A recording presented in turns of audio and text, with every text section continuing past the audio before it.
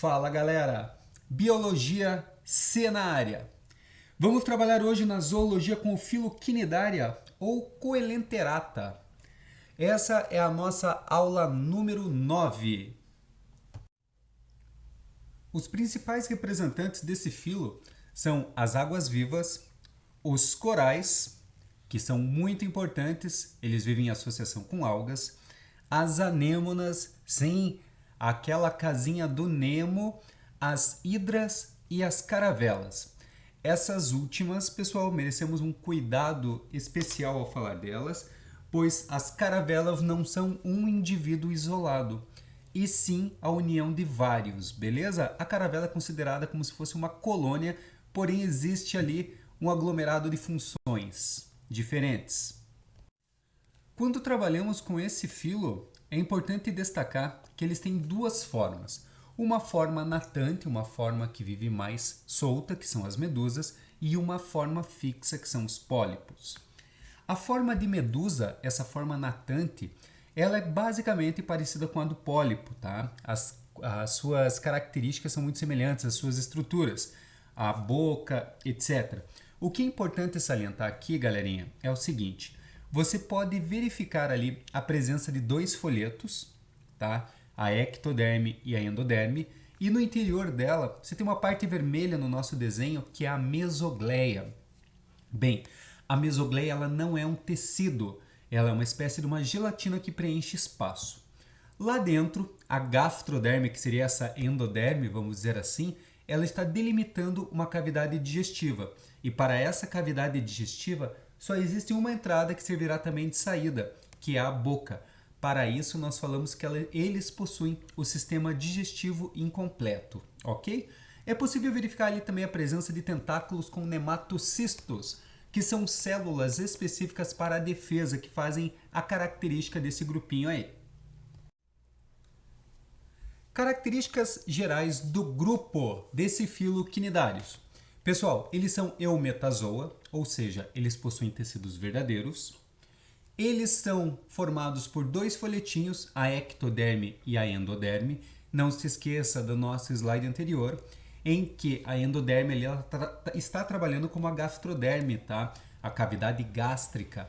São neuromiários. É claro que o neuromiário significa sistema nervoso, sistema muscular, mas no caso desses animais, ele não é tão desenvolvido assim, galera. O sistema nervoso e muscular é bem primitivo, mas eles são capazes de responder a estímulos. Protostômios. Protostômios é você lembrar lá da nossa embriologia. Significa que o blastóporo, a primeira abertura do corpo desse animal, vai dar origem à boca. Mais uma vez, basta você lembrar do nosso slide anterior ali. A sua simetria é radial. Nesse caso, é como se fosse as fatias de uma pizza ou de um bolo, depende do seu paladar aí, você pode cortá-lo em fatias. Eles podem viver isolados, sozinhos ou até mesmo em colônias. São aquáticos, predominando o ambiente marinho. Muito pouco desses animais são encontrados em ambiente de água doce no caso, ok? Partindo para a classificação. A primeira classe que nós trabalhamos é a classe Hydrozoa. Essa classe é caracterizada por predominantemente aparentar os pólipos, ok? As medusas acontecem de uma forma muito pequena em dimensão. Os representantes são a hidra, que é de água doce, ela adora águas frias, e aqui à sua direita você tem a famosa caravela portuguesa, que ela pode se mostrar ou na cor azul meio roxa ou até mesmo numa cor um pouquinho mais rosa. Ela é classificada, galera, como uma colônia heteromorfa, tá bom? Nós vimos isso lá nas relações ecológicas. Possuem tentáculos que podem chegar a até 50 metros, mas a variação média é em torno de 30, beleza? São considerados pólipos. Por quê? A caravela não apresenta movimento, pessoal. Ela apenas flutua. De acordo com a maré, ela é levada. Entramos agora na classe Scyphozoa, cuja característica principal é que a fase de medusa é muito maior que a de pólipo. Os melhores exemplos aqui nós temos as águas-vivas. Hoje em dia sabemos que essa classe ela habita todos os oceanos e temos classificado em torno de aproximadamente 200 espécies dessa classe. Então é muito abrangente. A nossa penúltima classe é a classe Anthozoa, em que predomina apenas a forma de pólipo. Aqui nós temos como registro as anêmonas e os corais. Pessoal, para quem não lembra, a anêmona é a famosa casinha do peixinho Nemo, daquela famosa animação. E vale salientar para vocês o que acontece ali nesta situação em que o peixe fica abrigado nesta anêmona. Ocorre uma relação ecológica chamada protocooperação, que você já viu, em que a anêmona protege o peixinho, pois ela tem substâncias urticantes em seus tentáculos, não deixando outros predadores chegarem perto dele. E esse peixinho ele tem um muco ao redor do seu corpo que o protege desses tentáculos, dessa substância urticante. E o peixinho fornece para a anêmona resíduos alimentares. Então, um ajuda o outro numa boa ali, tá bom? E agora, falando um pouquinho dos corais. Os corais, galera, eles também fazem uma associação ecológica chamada mutualismo, mas eles fazem com algas. Isso que caracteriza inclusive a cor deles, tá bom? Nós temos hoje problemas ecológicos como os corais ficando brancos. O que está acontecendo aí? Significa que geralmente a mudança de temperatura da água, neste caso, ela mata as algas, e é justamente essas algas que dão uma coloração especial para esses corais, uma cor mais amarelada, mais vermelhinha. E essa associação que os corais fazem com as algas, no caso esse mutualismo, ele faz o seguinte: as algas auxiliam os corais com os produtos da fotossíntese e os corais abrigam as algas, tá bom? Então é um mutualismo. Se separar um dos dois, eles morrem. Por isso que ocorre o esbranquiçamento dos corais, porque a alga morreu no caso. Partindo para a nossa última classe, vamos agora para a Cubozoa, em que predomina a forma de medusa.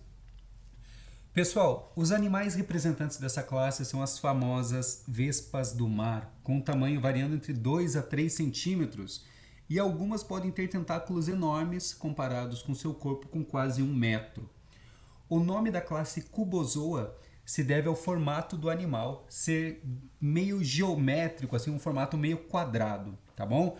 Eles habitam principalmente o Oceano Índico e o Pacífico, e esses animais são muito conhecidos pela letalidade, tá? Um dos animais mais letais do nosso planeta. O que acontece? Seus tentáculos são repletos de células especiais de defesa que injetam ao toque uma substância chamada actinocongestina, e essa substância, que é muito tóxica, ela afeta os nervos, coração e outras células. O que isso aí vai causar? Uma intensa dor e inclusive parada respiratória. Se o ser afetado estiver na água, por exemplo, for uma pessoa ou um outro animal, é claro que isso aí vai gerar a morte, tá bom? E a mortalidade vai depender, sim, da quantidade de veneno injetada. A principal célula encontrada aqui nesses organismos é o quinidoblasto ou nematoblasto. O que você precisa reparar, pessoal? Ele vai se encontrar na epiderme, ou seja, na parte mais externa do animal.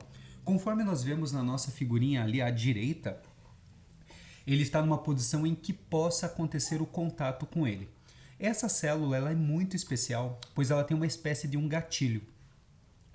Quando esse gatilho é acionado, você pode reparar agora na nossa imagem da esquerda, ele libera como se fosse uma pequena tampinha ali, o opérculo, e de dentro dele sai um filamento, que é o quinidocílio. Esse quinidocílio, ele injeta em quem encostou nele uma substância que vai causar muita irritação, que nós já comentamos. Essa substância, ela vai causar danos severos, só que você tem que pensar o seguinte: você tem o corpo do animal com todas essas células expostas. Então, o que você vai ver aqui? temos um animal com duas camadinhas de pele, entre elas o recheio é a mesogleia e o nosso quinidoblasto está do lado externo. Sendo assim, ele vai matar a presa, que é a intenção. Lembre-se sempre, esses animais precisam comer. Quando ele mata essa presa, tá bom? Ela é levada para dentro do animal. A ideia é matar animais pequenos, não animais de grande porte. Não ocorre nos quinidários sistema respiratório, excretor e circulatório. A respiração e a excreção, nesse caso, nos animais, acontece através de toda a superfície do corpo por difusão. Já a circulação de nutrientes acontece pela própria mesogleia e o fluxo de água de entrada e saída pela boca do mesmo. E agora, o que ocorre nos quinidários? Bem, eles têm um sistema tegumentário. Esse sistema tegumentário, como já visto, ele é formado por uma camada mais externa, a ectoderme, uma camada intermediária, que é a mesogleia, que abriga as células nervosas, e a endoderme. Lembre-se que na ectoderme está localizado lá aquela célula de defesa, tá? O quinidoblasto. Sistema esquelético e de sustentação. Galera, apenas os corais têm um exoesqueleto ali, mais rígido, vamos dizer assim, de carbonato de cálcio. Poucos corais possuem um endoesqueleto um pouco mais flexível, com espículas calcárias e proteínas córneas. Os demais integrantes possuem um esqueleto hidrostático, tá? Nesse caso, o que vai acontecer? A pressão da água interna vai auxiliá-los a fazerem sua locomoção. O sistema digestório, lembre-se, é incompleto, pois ele só possui boca. O que acontece? O alimento capturado pelos tentáculos é levado para dentro da boca. Em seguida ocorre uma digestão extracelular dentro da gastroderme, consequentemente após uma digestão intracelular. Os resíduos não aproveitados são expulsos pela boca, tá? Como se fosse uma meleca. E para finalizar, você vai ter aquele sistema nervoso, que é um sistema nervoso difuso, porque nesse sistema nervoso não tem um cérebro, são apenas algumas células espalhadas ali, e assim eles podem receber estímulos e responder a esses. Continuando aqui com o que temos nos quinidários, nós temos o sistema muscular. Esse sistema muscular, ele é formado por células mioepiteliais, que você pode ver aqui na nossa direita, células mais em verde. Essas células recebem o estímulo no caso das células nervosas, tá bom? Então elas vão responder a esse estímulo fazendo pequenos movimentos de contração. Temos também o sistema reprodutor. Galera, para a reprodução, esses animais apresentam duas formas, a forma assexuada e a sexuada. A forma assexuada, você pode ver aqui embaixo, nós temos uma hidra brotando, né? Então o brotamento é uma das formas. Brotamento é uma extensão do corpo que cresce e se destaca. E um pouquinho mais à direita ali você vê uma éfira, né? A éfira é o processo da estrobilização. Então nesse caso ali, quando ocorre a estrobilização, ocorre como se fosse um fragmento do corpo daquela éfira, que nós já vamos explicar o que é, que se solta e irá formar uma nova hidra. E finalizando, a reprodução sexuada é o encontro de gametas com o surgimento de uma larva chamada plânula, ok? Agora explicando rapidamente o que é uma metagênese ou alternância de gerações. Galera, a alternância de geração é quando você tem uma fase sexuada, aquela fase com encontro de gametas, e uma fase assexuada. Então, no desenho aqui embaixo, nós temos o seguinte. Duas medusas fazem reprodução sexuada com a liberação de gametas, no caso, o gameta masculino é liberado na água, até encontrar o gameta feminino lá, daí ocorre uma fecundação interna. Após essa fecundação, reprodução sexuada, veja bem, ocorre a liberação de uma larva plânula, nós vimos agora há pouco. Essa larva vai nadando até encontrar um ponto para se apoiar, para ela se fixar. Quando ela se fixa no substrato, ela começa a se desenvolver, começa a crescer, até formar aquela estrutura para a quebra, para a estrobilização. Quando ocorre a estrobilização, as éfiras são liberadas e elas levam um determinado tempo até tornarem-se uma medusa adulta, podendo variar até 2 anos. Vamos lá, galera, vamos treinar isso aqui agora. Vamos pegar o exercício 9.1 aqui só para entrar no ritmo. A estrobilização é comum. Pessoal, antes da gente olhar as alternativas, você tem que ter um método para resolver a sua prova de vestibular. Sempre leia a questão, pense na resposta, pense no que a questão está te dando, o que ela vai te pedir. É claro que para a gente resolver um teste como esse agora é muito simples, pois a gente acabou de ver o tema. Mas pense na estrobilização, pense na figura, use esse teu lado lúdico. Estrobilização é quando você tem aquela fragmentação de uma estrutura, né? É uma reprodução assexuada. Ela é comum nos quinidários. A letra A está falando assim, ó, nas esponjas calcárias. Pessoal, sabemos que não ocorre em esponja. Esponja tem outros métodos para se reproduzirem. B, na medusa de água viva. Galera, medusa é a forma natante e não ocorre estrobilização na forma natante. Então a letra B, impossível. C, todos os selenterados fazem estrobilização, é padrão. Não, nós vimos no nosso último slide ali sobre a metagênese que não é qualquer um que faz. D, nos pólipos de águas vivas. Sim, os pólipos que estarão fixados promoverão a estrobilização para gerar éfiras e depois medusas adultas. E a letra E, apenas nos antozoários. Galera, lá nos antozoários, corais e etc. A gente sabe que não é isso. Então 9.1 ficamos com a letra D.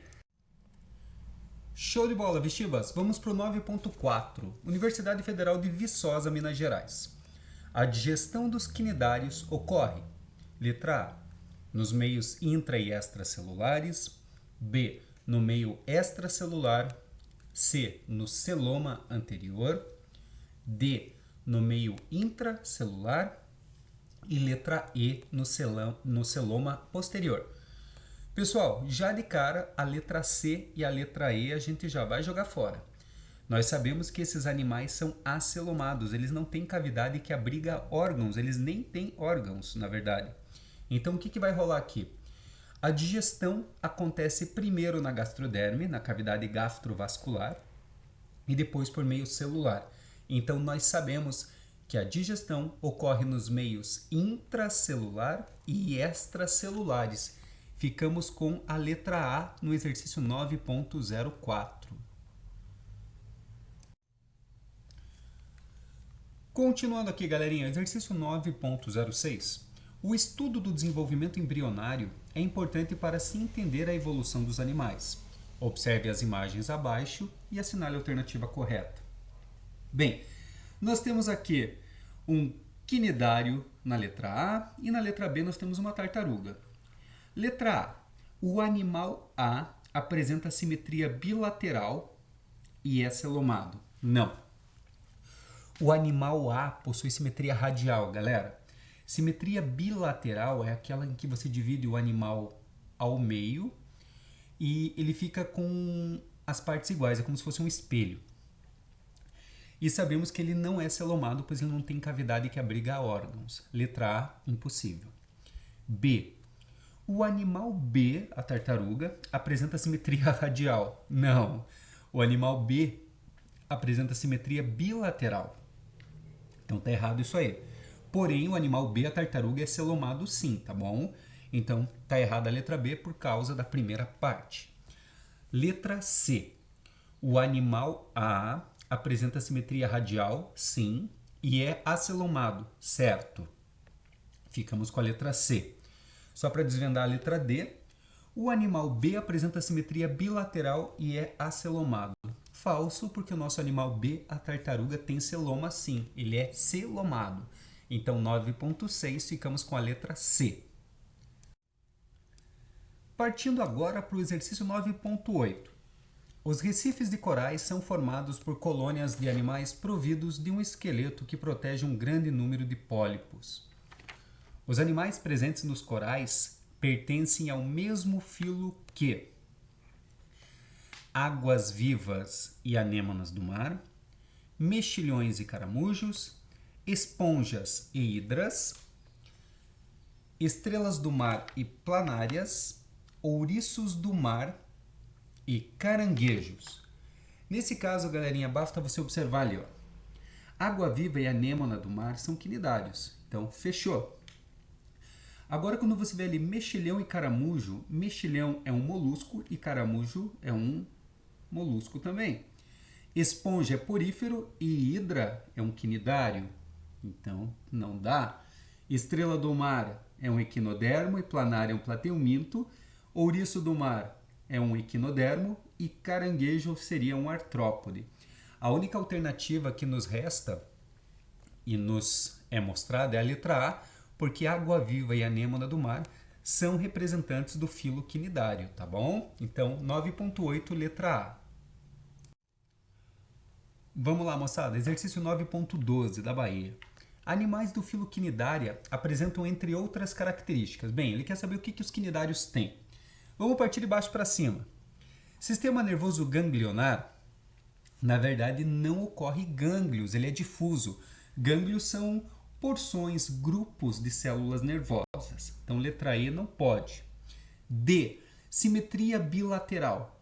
Já vimos algumas vezes que a simetria desse grupinho é radial, por raio. Sempre lembre de uma pizza. Letra C. Embrião com 3 folhetos germinativos. Não. Eles possuem 2 folhetos. A ecto e a endo, que é a gastroderme lá. Mas, Couto, eu vi ali que tem um negócio no meio, né? É a mesogleia, galera. É um líquido, ela não é um tecido. B. Ausência da cavidade gastrovascular. Falsa. A gastroderme é que faz o contorno da cavidade gastrovascular. Lembre-se, tem 2 tipos de digestão aí. A extra e a intracelular.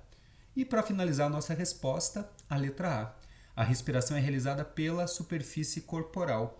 Sim, nesse caso, essa respiração acontece pela parte ali da difusão. Então, ficamos 9.12 com a letra A. Exercício 9.13. Os recifes de corais de Abrolhos, que vão do norte do Espírito Santo ao sul da Bahia, estão contaminados por bactérias que podem ter relação com a atividade humana. Na análise do material coletado na região, observou-se que há um aumento de algas nos recifes, o que leva a um crescimento de bactérias causadoras de doenças. A bactéria Vibrio corallíticos causa a cor esbranquiçada nos corais por necrose. Nos corais esbranquiçados há um predomínio de bacteroidetes comuns em humanos, o que leva a crer que existe contaminação fecal e orgânica. Sobre o tema, analise as afirmações. Os quinidários são animais diploblásticos sem sistema nervoso central ou estruturas especializadas para excreção, respiração ou circulação. A número 1 está certa, definiu bem os quinidários. Número 2, a única cavidade corpórea dos quinidários é o celêntero, ou gastroderme, tá, pessoal? O nome selenterado vem de celêntero, é um nome mais antigo para gastroderme, que se comunica com o meio externo através da boca e do ânus. Mentira, não existe ânus. O sistema digestório aqui é incompleto. A número 2 não está certa. 3. Os recifes de corais são formados por colônias de animais que secretam um exoesqueleto calcário e reproduzem-se apenas assexuadamente por brotamento. Não, pessoal, eles podem se reproduzir de forma sexuada também. Então a 3 está errada. 4. Os corais são exclusivamente marinhos e podem ser solitários, forever alone, né? Ou coloniais e não apresentam alternância de gerações. Certo? E 5. Anêmonas do mar, corais e gorgônias, que é a imagem aqui do canto direito, tá? São animais do filo quinidária e pertencem à classe Anthozoa. Corretíssimo. Nós temos como acertos nessa questão a número 1, a número 4 e a número 5. Ficamos com a letra B. Exercício 9.14.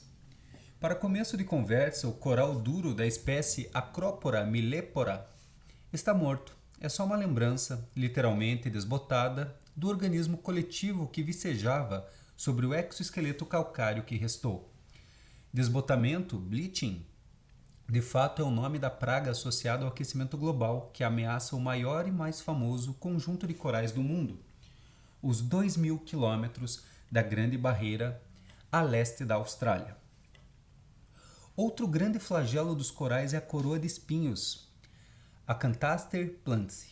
É uma espécie de estrela do mar, o único predador natural especializado nesses condomínios de pólipos que enfeitam o mar. A coroa de espinhos consome o tecido mole do coral, que é rico em carboidratos, dos quais o coral retira 80% de sua energia, que são produzidos por fotossíntese por algas dinoflageladas do tipo Zooxanthellae. Essas algas marrons são organismos unicelulares que cada pólipo de coral duro abriga dentro de suas próprias paredes. A alga sintetiza alimento, amido, usando energia da luz solar, e o coral lhe dá abrigo e substâncias, contendo carbono, que servem de matéria-prima para o micro-organismo realizar a fotossíntese. As Zooxanthellae são muito sensíveis à mudança de temperatura, basta uma variação de 1 grau Celsius ou 2 graus Celsius para que abandone as paredes do pólipo coralino, provocando a morte do parceiro. Sem as algas para lhe dar cor, o coral desbota. Daí o fenômeno de bleaching. Com base na leitura do texto, é incorreto afirmar que... Escolha uma. Galera, ele quer o que é falso. O que você não pode esquecer aí? Os corais fazem mutualismo com as algas, tá? Então, um ajuda o outro ali. Se tirar a alga, o coral morre. Então, letra A. A poluição térmica compromete a sobrevivência do quinidário colonial da espécie Acropora millepora. Sim, a poluição térmica está mostrando esse problema. O coral e a Zooxanthellae, esse nome é muito complicado, eu prefiro falar Zooxanthella, né? Mantém uma relação de mutualismo, sim, um ajuda o outro, se separar ocorre a morte. A Acropora millepora é presa de Acanthaster plantsi. Sim, pessoal, é exatamente isso que o nosso texto está mostrando ali. D. O coral não sobrevive sem a presença das algas dinoflageladas. Claro, porque é uma relação de mutualismo. E o coral é predador de Zooxanthellae? Galera, na verdade ele não é predador não, ele está precisando ali dela. Então essa letra E está errada, o coral não é predador. 9.14, questão de interpretação, ficamos aqui com a letra E, ok? Vamos lá, galerinha, quase na final. Exercício 9.15. Analise o ciclo de vida de uma espécie de quinidário. A respeito do ciclo de vida dessa espécie, é correto afirmar que... Letra A. Há uma nítida alternância de gerações ou metagênese em que uma geração haploide, pólipo, alterna-se com uma diploide medusa. Galera, falso, porque se você observar ali o pólipo, ele está vindo de uma larva que era um zigoto. Então não bate esse papo de haploide. B. As fases pólipo e medusa não apresentam variabilidade genética. Falso. Uma vez que a medusa lá lançou seus gametas e originou um zigoto que vai originar a larva, já tem a variabilidade genética. Falso. C. As fases de pólipo e medusa são produzidas assexuadamente. Bem, pessoal, você está vendo ali que a medusa ela veio da estrobelização, beleza. Mas esse pólipo não. Então C, falsa. D. O pólipo origina a medusa de forma assexuada. Sim. E ela gera os gametas que após fecundação permitem formar um novo pólipo. Letra D, correta. 9.15, letra D. Explicou certinho o ciclo, como que ele acontece. Bora lá, pessoal. Exercício 9.16. A figura abaixo mostra o ciclo de vida de um quinidário. Pessoal, você pode ver aí na imagem, você está vendo uma metagênese, fica bem claro isso aí. E nessa imagem você tem alguns algarismos, né? Então você tem lá o 1, o 2, o 3, o 4 e o 5. Vamos identificar cada um deles. Bem, o número 1 ali, você está vendo um pólipo, né? E esse pólipo ele está brotando. Então o número 1 é um brotamento. No número 2 ali, ó, o número 2 está originando o 3, né? O 3 nós sabemos ali que são as zéfiras que vão virar medusas, né? Então esse número 2 ali é a nossa estrobilização. Então o 3 são as zéfiras virando medusas, o número 4 ele está rolando uma fecundação e o 5 é a nossa larva plânula. A pergunta é, resultam de processo assexuado apenas? Resultam de processo assexuado? Pessoal, com toda a certeza, o sexuado acontece a partir do 4 ali. O 1, que é aquele brotamento, é assexuado. O 2 e o 3 também são assexuados. Eles resultaram desse processo. Sendo assim, esse exercício 9.16, nós vamos ficar aqui com a letra A. Tá aí, galera. Recadinho de hoje era esse para essa aula 9 da nossa Biologia 3C, os quinidários. Galerinha, fizemos muitos exercícios, o assunto de hoje permitiu que a gente pudesse trabalhar com muitos, tá? Quinidário é um assunto tranquilo. A partir de agora, vamos seguir esse ritmo, mostrando os grupinhos, suas características, suas classes, suas formas de reprodução. Alguns exercícios ficaram para sua análise em casa, resolva eles com calma, tá bom? Precisou, fala com a gente lá no grupo, não fique com nenhuma dúvida. Não se esqueça, nós estamos em distanciamento social, use isso a seu favor. Se precisar entrar em contato com alguém, máscara em álcool em gel, tá bom? Distanciamento social é diferente de isolamento social e quarentena, tá bom? Nós estamos praticando distanciamento social e eu tenho muita fé que isso vai dar certo e em breve já estaremos todos juntos nas noites de sexta-feira, tá bom? Galera, ótimo estudo a todos vocês. Abraços do Couto. Tchau!